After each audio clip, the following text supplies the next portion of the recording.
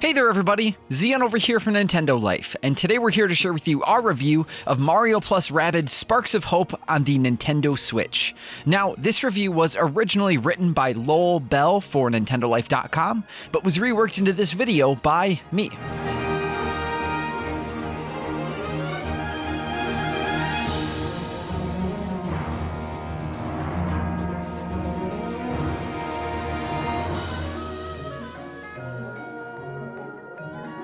Mario plus Rabbids Kingdom Battle came about like a fever dream back in 2017. Nintendo lending Ubisoft its poster child franchise? A Rabbid dressing up as Princess Peach?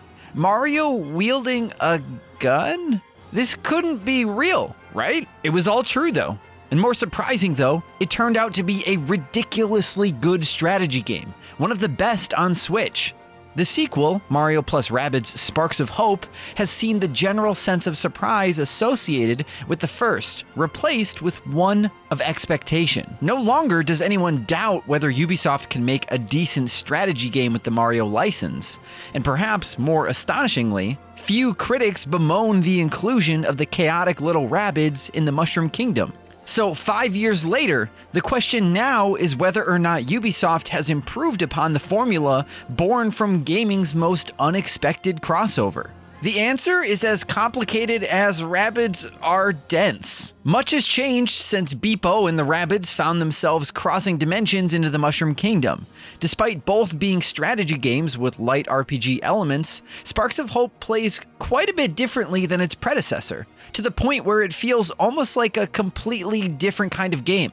Gone are the labyrinthine maps interspersed with battles and block-based puzzles to solve. Instead, Sparks of Hope introduces 5 vibrant worlds which Rabbids have colonized, full of challenges, quirky characters, and little secrets to discover by solving simple puzzles, which are no longer restricted to the block-based variety. Classic colored coin challenges, secret stages reminiscent of Captain Toad Treasure Tracker, and more make for welcome additions. Mario and his friends visit each of these worlds on a quest to stop the mysterious space tentacle monster, Cursa, who's infected the galaxy with dark mess.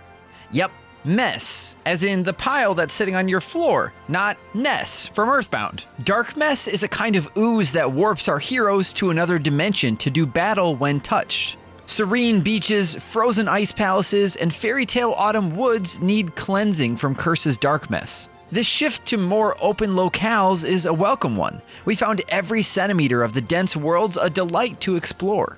When in this dark mess dimension, Mario, Luigi, and Peach once again team up with their Rabbid counterparts, along with 3 new heroes, to dash, jump, and blow up Rabbid-themed enemies, and a few possessed Mushroom Kingdom baddies. But where the original battles played out almost like puzzles with tight grid-based movement, and opponents placed in specific spots for you to clear out with a certain amount of turns, Sparks of Hope plays much looser in both movement and the options available to you in battle. Heroes now move freely across the map, limited only by their range and until they fire their weapon. Moving your party of 3 into position to set off a chain of team jumps becomes a necessity to gain the upper hand, although most characters can only jump once per turn. You can otherwise move about as much as you want to perform free actions, such as throwing bob-ombs at enemies before repositioning for an attack. This freedom of movement adds a fluidity not often seen in most strategy games, challenging you to see how much havoc you can wreak on spacefaring villains every turn in arenas both sprawling and compact. To help facilitate this havoc, each of the 9 heroes now has a weapon unique to them. Mario can attack 2 enemies at once with his dual blasters. Rabbid Luigi throws a frisbee that can ricochet off multiple targets. And the newcomer Edge hurls a massive sword that wouldn't look out of place in Cloud Strife's closet, hitting enemies multiple times in a line. All heroes also have an individual ability, though this time around not all were created equal. For example, Rabbid Peach's heal feels lackluster when compared to Peach's powerful team barrier. Sparks of Hope also introduces equipable Rabbid Lumas called Sparks, which have a wide range of powerful effects that negate some of the need for defensive tools. Even on the highest difficulty, Sparks can trivialize encounters. Each hero equips 2 at a time, enemies are strong or weak against certain super effects that sparks can impart to the hero's attacks, such as the burn effect that sends Curse's Stooges and Wild Claws sprinting around the map on fire, or the ooze effect that deals extra damage at the beginning of the enemy turn. Super effect sparks have their uses, but some utility sparks truly shine. Take the glitter spark, which lures foes from across the arena toward the user. Using it frees up all 3 party members to unload their area of effect sparks and abilities to clear an otherwise difficult battle of entrenched enemies immediately. It surprised us how this combination worked for the many victory conditions thrown our way. Whether we had to reach a certain point on a map, survive waves of enemies for 6 turns, destroy a certain amount of Dark Mist eyes, or maybe take on a massive boss encounter with special mechanics, it was no problem. While discovering creative combinations or quick strategies to clear battles made us feel like the smartest rabbit in the colony, we lamented the lack of challenge.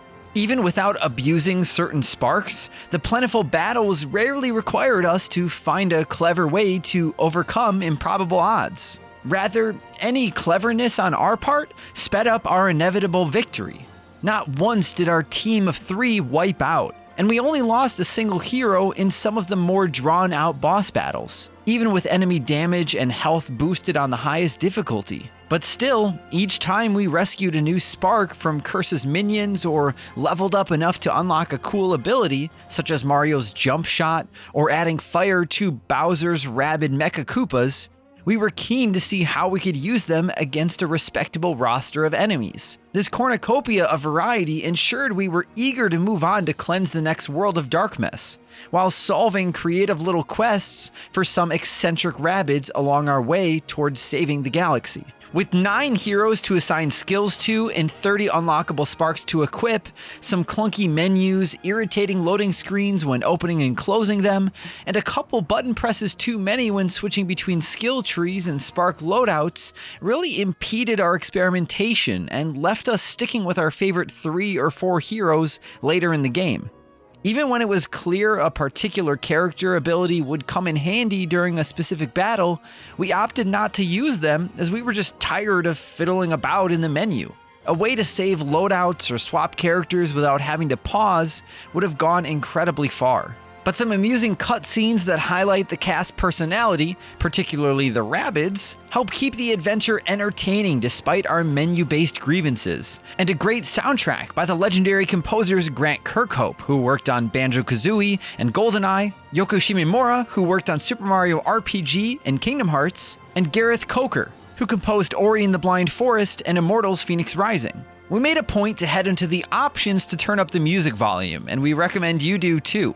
And while you're there, you could turn down the voice volume, as they've given Beepo a posh, slightly prissy voice that grated on our nerves from the first cutscene onward. We missed his cute little beeps and boops from Kingdom Battle quite a bit, especially after hearing him narrate for the 30 hours we spent cleaning up Curse's interplanetary mess.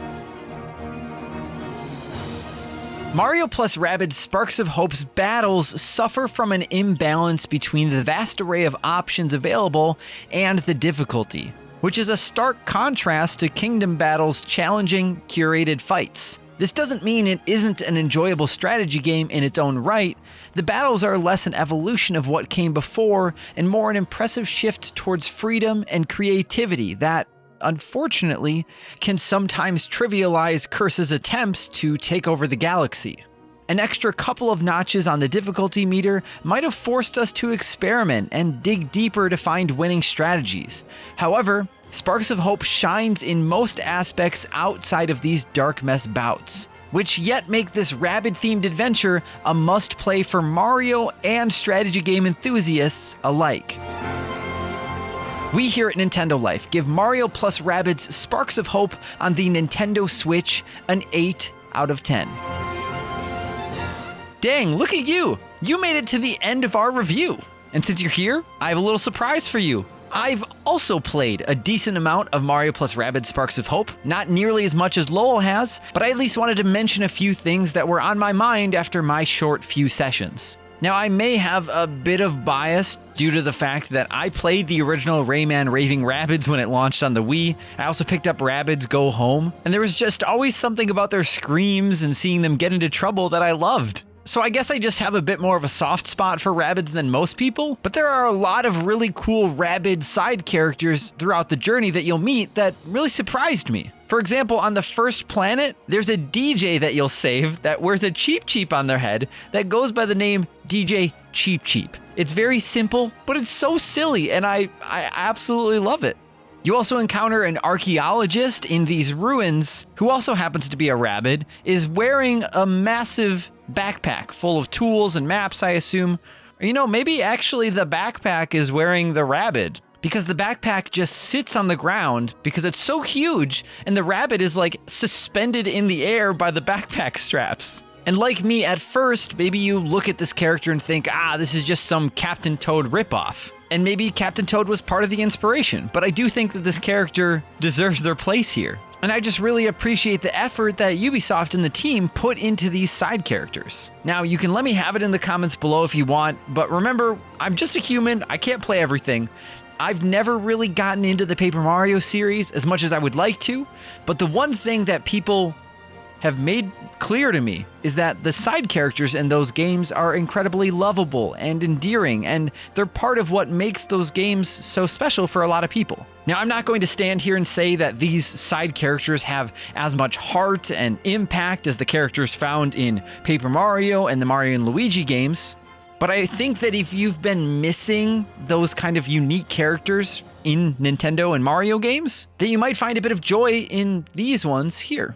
And the other thing that I wanted to bring up here is the frame rate. Now, it's not the biggest issue considering that this game is strategy focused, but when you're roaming around the overworld, it is likely that you're going to drop some frames. But I didn't really seem to notice that happen when playing in battles. Like I said, just in the overworld. The other thing you'll notice too is that the backgrounds are pretty detailed. There's a lot going on. And the only thing I think that will really suffer from the frame rate drops is your immersion. Like I said, it's not going to affect your gameplay. At least it shouldn't from what I've gathered yet, from what I've played. And like I said, it didn't really bother me too much, but if you are somebody that really cares about frame rate, it's something to consider. But otherwise, I've really been enjoying my time at the game. I think the characters are incredibly creative, and the worlds really are so detailed and full of things to do that I really can't wait to get back to it. I have found the game a bit more difficult than LoL, but also maybe I'm just not the best at strategy games, or the best at games in general, and that's a me problem. But of course, let us know in the comments down below where your excitement lies for Mario plus Rabbids Sparks of Hope. Maybe you've already picked up a copy. Maybe you're waiting for a sale? Let us know all of your thoughts in the comments down below. And of course, if you enjoyed this video and you want to see more videos like this, then why don't you go ahead and find a nearby Rabbid and put a subscribe button t-shirt on it, and then say, hey, look at that. That's a pretty cool shirt. How do I get one of those? And then the Rabbid goes, click the subscribe button. Thank you all so much for watching, and thank you to LOL for spending so much time with Mario plus Rabbids Sparks of Hope. I'm Zion from Nintendo Life. Stay safe out there, and we will see you all next time.